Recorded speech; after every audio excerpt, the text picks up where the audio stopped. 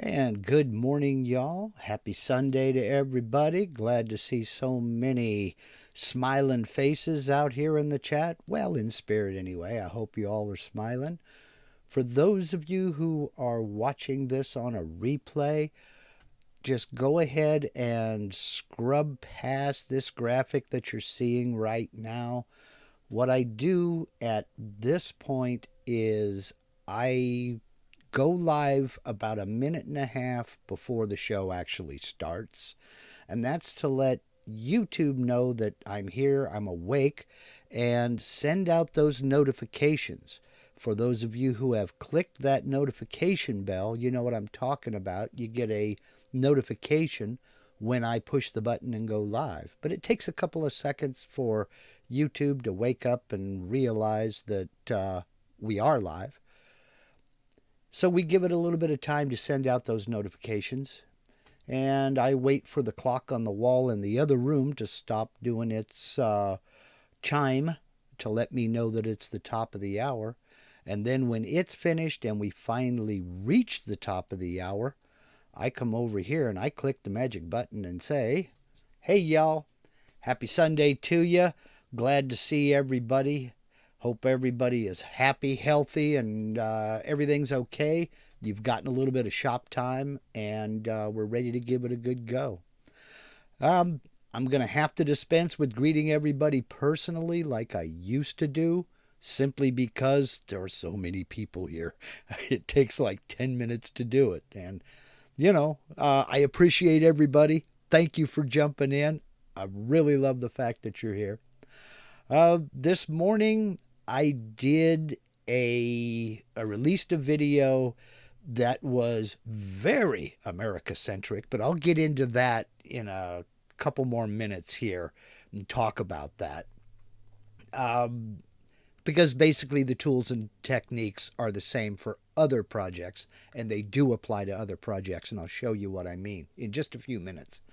But before we do that, a couple of sharp-eyed viewers in the comments pointed out that there was an issue with the pattern, with the design.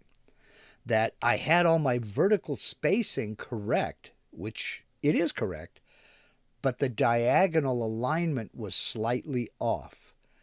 And that was what turns out to be 100% true. I forgot one step. So let me go ahead and bring up Aspire, and I'll make sure I am sharing my screen here. And I am. Let's go ahead and make this full screen here. I have the spacing vertically. It's just fine. And this is what I mean when I say sharp-eyed viewers. You guys are good. The diagonal alignment was just slightly off. And looking here at it now the way it is, you wouldn't think that that alignment was off. So I tested it. I went ahead and I drew a line. And sure enough, if we zoom in here and look, we see that my line is intersecting the points on my 5 rows of 6, but my 4 rows of 5 are off just slightly. And I thought, okay, wait a minute.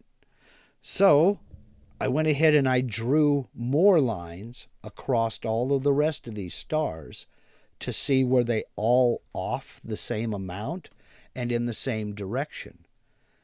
And as it turns out, they are. They're all shifted to the left, and just fractionally.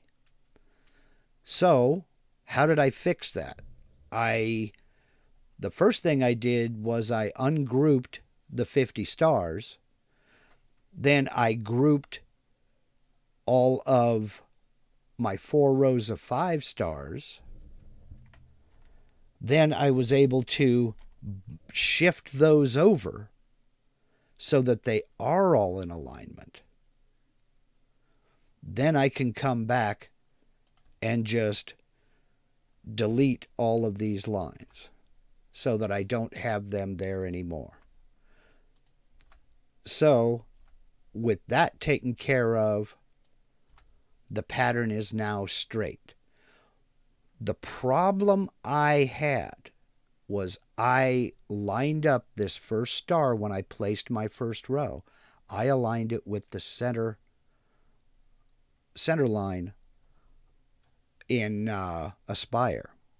I did not align it with these stars. So what I should have done was, after I got my vertical alignment done, when I moved this first row of stars and I aligned the point midway between these 2 points, and it snapped into position, what I should have then done was taken this point and aligned it between these 2 points to make sure that it was spaced evenly between the stars. Not on my X0, Y0, but because it doesn't matter if they're aligned with the X0, Y0 of my machine, or excuse me, of my software. What matters is that they are aligned with one another. That's the important part. So, I want to thank the sharp-eyed viewers again who saw this and brought it to my attention so that I wasn't, putting out bad information. There's enough bad information on the internet out there. I don't want to add to it. And that's, always, that's been a mainstay on my channel. So thank you for catching that. Ice Cream 62 was one of them. And just good eye. Thank you for catching that. So, did we have any questions on this particular pattern? I saw one up here earlier. Let's see. It was from Dale Francis wants to know, how do you save the stars as a template in Aspire 9.5? And the short answer is you can't. The long answer is that was a feature that was added in, I don't remember if it was 10.0 or 10.5. For some reason, I want to think it was 10.5. But that is a new feature in the upgrades, in the upgrade to the new version. It was not available in 9.5. Now, what you can do to save a template in 9.5 is name it template. Save the file as regular and name it the template. And then just remember, if you go to open up and use that template, the minute you open it up and you get it in the software, save it again with a different name. That way you're not overwriting your template file. That's what I used to do. But Vectric has made it simpler for us all. We no longer have to worry about overwriting a template file when we didn't mean to. And they created the template file format, which is really a cool idea. And I use it a lot, believe me. So, let's see. There was another question, I believe. I'm going to go down the list and get all of the questions, but I wanted to address the questions specifically on this file. Let's see. Okay. Alrighty, I think of that. Let's see. Okay, Scott Mullock says, I think the size of your stars is not correct. You resized it as a square, not a circle.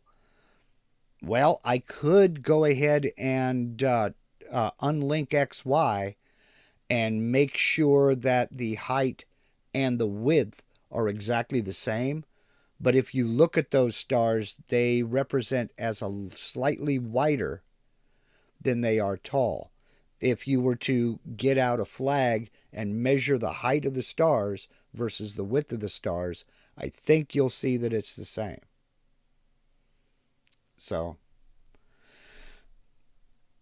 or excuse me, I think you'll see that the height is a little bit shorter than the width. Those, it's all on optics. Now, having said that, let me throw something out here. And I have been very, very hesitant to do a video on the U.S. flag for a couple reasons. Number one is, here in the U.S., and I know some of you folks overseas are kind of thinking that you don't get it. You're kind of like, well, why do you people care so much about the flag? Over here, it's a little bit different. It is driven into us from an early age to revere the flag. And so it's held in very high esteem. It's very special to us. So if you do something that deviates from any of the norms, you're going to catch criticism. And I'm not above criticism. I don't care. I mean, folks are going to like it or they're going to hate it. I understand that. But I also don't believe in provoking. So if I'm trying to stick as true to the original design as I possibly can. And if you want to take that union, make it longer or make it taller, or put things out of proportion, that's 110% up to you. You are free to do that. I, on the other hand, tried to stick with the true dimensions. And if the star is slightly wider than it is tall, then that's fine. I don't break down and get out a machinist's scale and measure everything to make sure it's 100% accurate. I'm a woodworker. Wood is going to move. It's going to expand. It's going to contract. And I know that. I have a certain amount of tolerance, and I know that. So it is, part of it is holding true to what many in the U.S. consider sacred, and another part of it is art for art's sake. I've often found it hilarious, rather odd and kind of ironic, that folks will get upset about the placement of stripes, for example, and how they're not accurate, they're not 100% spot on the right height for a flag of that size. And then they'll come along and they'll put another symbol in the center of those stars and cut half of them out. Well, that's not holding true to the design of the flag either. It's art for art's sake. So, I'm not trying to deflect criticism. I'm just trying to explain to some people who may not understand why there is so much emphasis placed on the U.S. flag and why people are so hesitant to do anything different with it. So, that's why I said when I opened this up that this was a very America-centric project, and I know it. But the tools, techniques, and tips hold true for a number of different projects. Let me bring up another instance of a Spire here, another session, and I'll show you exactly what I mean. Let's look at a chessboard. A chessboard uses the exact same tools, tips, techniques as that 50-star union. You have a 64 square board, 8 wide, 8 deep. And you have 4 differently colored squares shifted starting with the right and then shifted to the left. So if you bring that over to a Spire, you would do this exactly the same way. You would draw out the outline of your chessboard. You would draw your first square. In this case, I have it up in the upper right. And I would do it exactly the same way. I would do an array of squares in the negative direction in X. copy those squares to give me another oriented in the direction, the opposite direction in X. I would place my first row of squares, do a vertical linear array of those squares, move my second array down into position, then do a linear array of those squares. Then when you're finished, you have your outline, you have this array of what in this case would be white squares, then you have this array of what would be the other colored squares. So it all comes around in the end. It's the same tools, it's the same technique, it's the same process.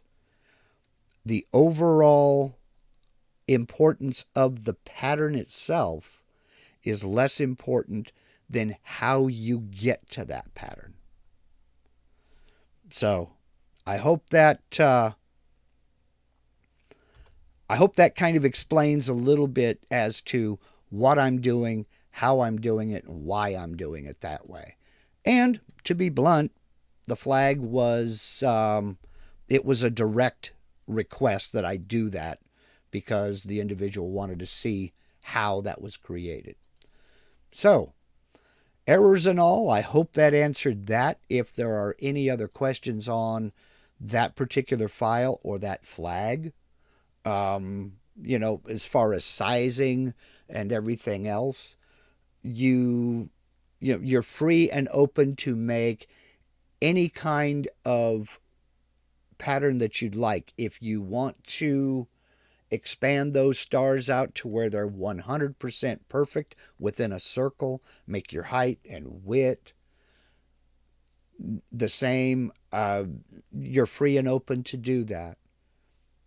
I just personally, for art's sake, I didn't see it as being 100% necessary. I know there's people that follow the flag code 100%. But those people probably wouldn't be putting a Marine Corps emblem or a U.S. Army emblem or anything other than that, any other emblem, into the flag itself. So, let's lighten up, guys. Okay. Bob Heltebridal, real quick, has a question about the chessboard. Does it matter if you start with a light color or dark color? Yes, it does. The dark colors start in the top right. That square is a dark color on every chessboard. It's the darker color there. And then they alternate each row.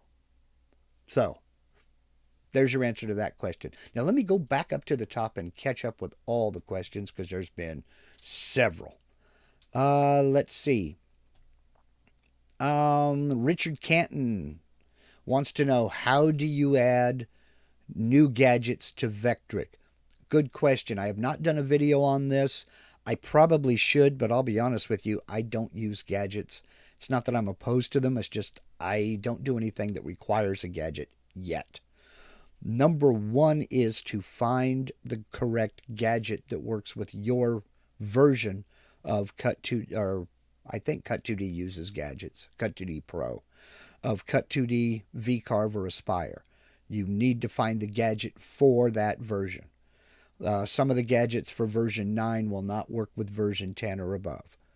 So that's important. And the best way is to head over to Vectric's the help page. If you go to help, click on the help menu from within your software, and then go to the video browser. There is a tutorial there on how to add gadgets. Each gadget is slightly different. So it's hard to give you one cut and dried rule because there really isn't a cut and dried rule. So some gadgets can be loaded straight from your V & Company account. Other gadgets you have to kind of go around a couple of circles to get them loaded. But if you hit the Vectric's video browser, they do have a tutorial video on adding gadgets. So let's see. IL Peleg wants to know any good ideas on how to measure the angle of a V-bit. Yes. Peter Pasuelo did a video on checking the angle of your V-bit. The bit may be advertised as a 90-degree V-bit, but that's a nominal measurement. It could be anywhere from 87 to 93. So he did a good tutorial on how to check that and included free downloads for the files and everything. And I'll put a link to his video down in the description of this as soon as we get done live here. It's a very, very good video on how to check that V-bit's angle. Also, he shows a couple of examples of what to look for in that maybe your bit is not exactly 60 degree, 90 degree, or what have you. He shows what they look like when they're wrong. So you can troubleshoot from there and go, aha, I did it on 3 of my bits, and it turns out one of my 90 degree V bits is 89 degrees. And once I fixed that, I got 0 issues out of that bit. So let's see, cruising down here, Scott Mullack says, yes, CNC Nuts has a great video on how to check bits. That's exactly the one I'm going to link in the description of this video as soon as we're finished here. Let's see. Let's see. Barb Aber says, hi, Mark, Northern Michigan here. Oh, burr. I feel your pain. Quick question. Can I run the CNC in the cold? I'm getting conflicting answers. It's less about the machine, Barb, than it is about the computer and the software. The basic rule of thumb is if you're comfortable, the machine is comfortable. I try to get my space above 50 degrees. And once I get above 50 degrees, it's perfectly fine. So that's the basic rule of thumb. If you're comfortable, the machine is comfortable.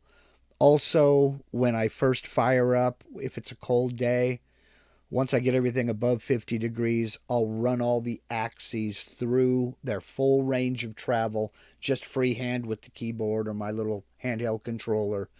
And just run all the axes back and forth a little bit, generate a little friction, kind of warm things up, make sure it's all lubricated well, and then go from there. But if it's, 2 below 0 out in your shop, no, you need to warm that up.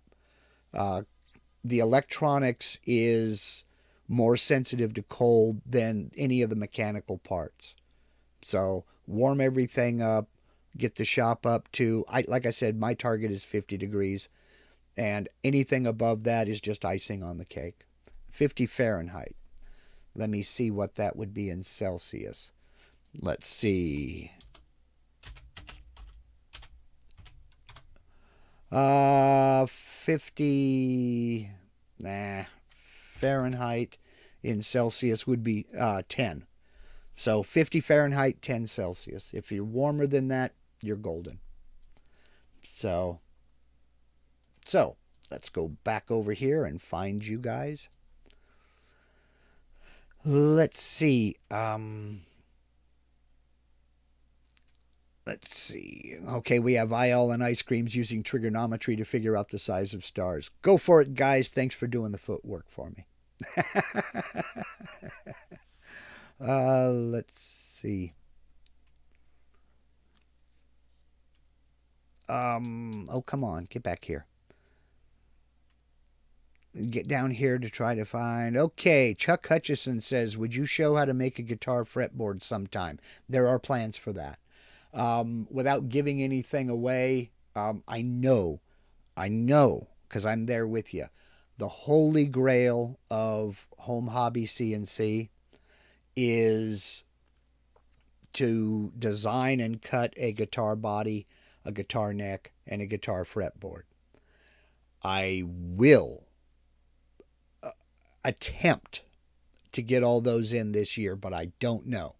Right now, my focus is to get the shop shed up and running, and while still trying to put out a video a week. But we'll see what happens. I'm going to attempt. So yes, a fretboard is coming, a guitar body is coming, and a guitar neck is coming. I just don't know when. So, suicidal at all times. I still laugh over that name. We got to get you. We got to get. Yeah, part of me says you need a different name, a more optimistic name, and the other part of me says don't change a thing. Is there a way to tram a 3018 other than a hammer and hopes and a prayer and hollering? Well, I did do a tramming video for my Gatton CNC, which is an excellent machine, by the way. And I will make a note to put a link to that video in the description of this video as soon as we're finished with the live stream here. Basically, you will need a dial indicator and a way to mount that in your spindle/router, and then a way to offset it from the center line of your spindle and router, and I show that in the video and everything else. You'll want to level a piece of glass and then tram to that piece of glass, and just adjust your tilt and your front to rear nod. Go for that. So let's see. Keep coming down the list here. IL Peleg says, yes, I saw Peter's video. Okay, great. I have to try this. But my issue is not knowing if a 90 is 89, but to know if what I have is 10, 20, 30, 12. Well, if you look at the bit container, like these here that I got, and here I'm about to show you how old I am, I can look on the container and that label tells me it's a 15-degree bit. If you no longer have that container or no longer have any of that documentation, about the best you can do is lay the bit down, trace it, then extend those lines and get out a protractor and measure that angle yourself. That'll get you close. But other than that, the bit itself may be marked, but I doubt it. Or a part number, or manufacturer's part number might be on it. I don't know. But other than just laying it down on a piece of paper and tracing that angle, and then extend those lines out and use just a protractor to kind of figure it out. That might help. Let's see. Mark John, I like your new CNC shop shed. So do I, my friend. So do I. Thank you. Javi says Mark is much clearer speaking than the Vectric. Yeah, right. No, I'm not. This is 100% an act. Much more in depth. Yes, I am. Let's see. David Jastrom says, I leave my drives powered up so the motors stay warm and keep moisture out. It's a good point. Fire everything up for a while and let those warm up as well. We're talking about running in cold weather. Let's see. Would be says, how do I configure a dovetail bit in a Spire? Basically, you don't. With one caveat, you have to kind of sneak up on it. You have to cheat. In that Vectric software will not allow you to enter a tool that makes an undercut. So a dovetail bit, a keyhole bit, anything that makes an undercut, it will not let you put it in. I don't know the reason why. I really don't. So you have to kind of cheat it and enter it as a regular end mill. And then take the diameter of the cutter and use that as your baseline, basically. I did a video on keyhole bits, and I just made a note to myself to put a link to that in the description of this video. And I go further in depth and kind of show you how that works and why. But I still don't know why. It's something within the software itself. It will not let you enter and preview a bit that makes an undercut. So you have to sneak up on it and kind of cheat the system a little bit. So John Howard wants to know, my garage is not heated. Should I bring the box of my machine in when I'm not using it? I'm going to leave that entirely up to you. I don't know your machine. That's 100% your call to make. When I say electronics are sensitive to cold, they tend to be, that is the case when you're trying to use them. Now, obviously, I've never lived in an area where it gets below zero with any regularity. I would tend to think that it would be more susceptible to moisture. So in an area like I live in, where we get high humidity, and I'm talking about days at a time where we have zero visibility fog, it'd be more sensitive to that moisture than it would be to the fact that it's cold out there. Talk to your CNC manufacturer and see what they say. If you can't run a heater, they may recommend you bring that box in. If they don't think it's necessary, then I would follow that recommendation. But I would get some heat going before you fire it up and start using it. So, again, if you're comfortable, it'll be comfortable. So, let's see. I'm almost catching up.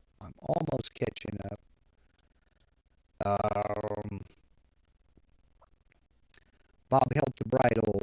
After the last shop shed video, it won't be long and you'll be doing these videos from the shed. Well, it will be a little bit longer than you may think, because I'm going to be at the mercy of the weather before I can insulate. I'm going with what's known as the flash and bat method. I'm going to be using spray foam insulation to seal the entire inside of the building and get that first good layer of closed cell spray foam, and then fill in with rock wool, or in some places solid foam, rigid foam. And to spray the spray foam, the ambient air temperature has to be 70 degrees or above. So that may not happen till this spring. So, I might be able to do some of these videos from out there, but I'm currently running wiring, so I'm not ready yet. So, Dave Matthews says, I think Tim Sway has some videos on guitar fretboards. I really don't know. If you search for Vectric Aspire fretboard, you will find videos, but I have not done one yet. So, J.O. wants to know, can you invent a CNC tattoo machine, Mark? No. Let's see.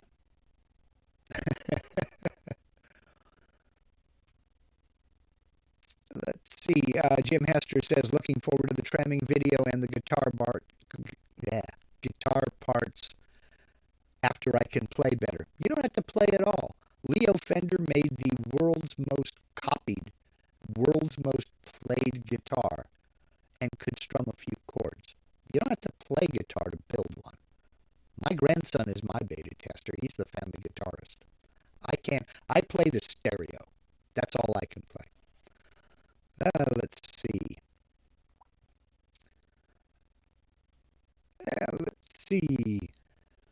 Excuse me.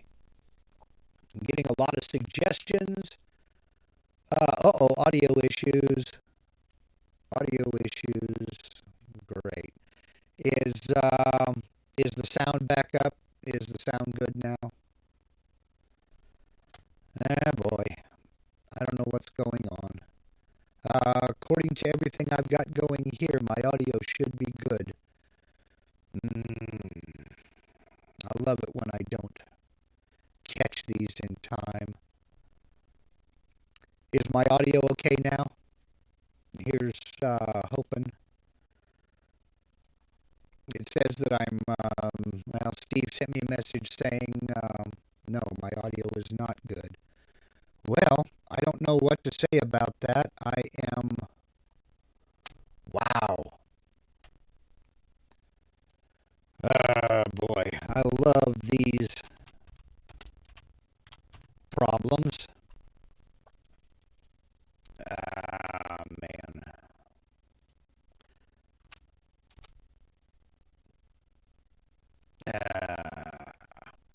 I don't know what could be going on. I'm trying to find out here in the background. Give me a second here. And we'll see what's happening. Everything looks normal. Everything looks nominal on my end. It says that I'm roboting. That's the feedback I'm getting from you guys. My upload and download speeds are good. I don't think I'm having an internet connection issue. I love live issues. Okay. Can you hear now? Am I doing okay now? My Android identity has been exposed. Yeah, I need to reboot my brain. I don't know. It may be YouTube lag because everything is looking good here. I just ran a speed test and my upload speeds are doing just fine, so it's not a connection issue, or shouldn't be a connection issue. Well, it's just the sound, not the video. So,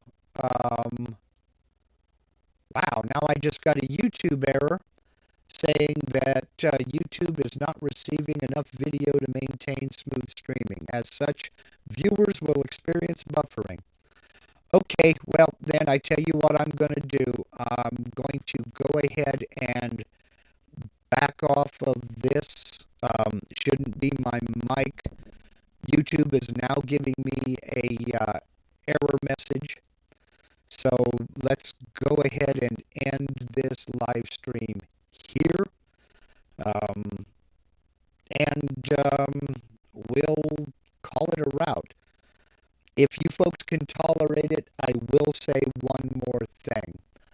I had a comment, and I see the commenter is here, Miss Petra. Hello. The comment was about why I use imperial measurements rather than metric measurements. And this is just personal. This is just for me. I realize that folks overseas, the majority of the world, uses metric, and I understand that. The thing is, I was brought up using imperial. Now, I was going to start putting in metric equivalents in my videos, but today's video was not the right one to do it on, just simply because of the itty-bitty, awful measurements involved. But from here on out, wherever I can, I am going to be using metric equivalents. I will put them in text on the screen. My main problem is when it comes to shopping for materials. I know what is sold here in the U.S. because this is where I've lived all my life. So I know that I can go buy 3/4 inch thick material. I don't about the country you're in. I don't know if you can go buy 3/4 inch material. I don't know. I know 3/4 of an inch converts over to 19.01 millimeter material. Can you get 19.01 millimeter material? I don't know. I've never shopped for material overseas. So I use the sizes based on the materials that are available to me. And that's what I base everything on. So I don't know what you can go down to the lumber yard and buy there in your area. But what I will start doing is when I quote a measurement, I will I'll try like crazy to put metric equivalents up in text on the screen. To me, it doesn't really matter. I can switch over and I can do a project in metric. It doesn't matter. I can, I was taught the metric system in school and what have you, but for ease of use for the materials I buy, I try to gear my projects toward the materials I can go down and get. So I understand metric is a lot easier when it comes to multiplying and dividing by 2, 5, or 10, but divide by 3, we're kind of on equal footing. We use decimals as well. So, it's mainly that. I don't know what you can run down to the home improvement center and buy. So I base everything off of the materials I have readily available here on hand. And I see a few people saying 3/4 ply in the UK is 18 millimeter. Okay, that's a big help. I can get 18 millimeter thick Baltic birch here, but it's not 3/4 of an inch thick. It's actually closer to 9/16 of an inch thick. So it's just it's different, It's the same thing, only different. But I will start throwing in the metric equivalents on my videos and putting them in text so that you can kind of follow and get an idea. So, alrighty, now I am going to go ahead and end this. Thank you very much for listening to a few rants in this one. Well, they didn't mean to be rants, they just kind of ended up being that way. Thank you to all of my new subscribers. Boy, we blew up. I am going to have some info up soon for a 25,000 subscriber giveaway. Thank you to everybody who has subscribed. It still blows me away that many people would care enough about anything I have to say to want to come back. I want to say thank you again to everybody who has hit those donation links down in the description. Thank you to the folks who have purchased the hats and the t-shirts, or not the hats. I don't have hats yet. Shut up, Mark. The t-shirts and the coffee mug. Thank you to everybody who's liked, subscribed, and shared one of my videos. Thank you for being the best viewers on YouTube. You guys really don't know how special you are to me. Thank you very much, and we'll see you again next Sunday. But for now, go out and do something cool. Make some chips. Get off of the computer. Go do something. Have some fun. And most of all, y'all take care.